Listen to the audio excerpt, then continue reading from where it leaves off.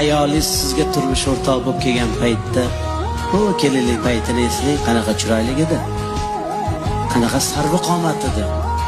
Siz ko'rayotgan o'sha sarvqomatlardan ham sarvqomat edi. Siz o'sha internetda tomosha qilib o'tirgan go'zallardan ham go'zal edi. Sizni bolalaringizni tug'aman deb, sizni zurriyotlaringizni dunyoga keltiraman deb, to'lg'oq azobiga chidab, tishini tishiga qo'ygan paytda tishlari sinib tushdi.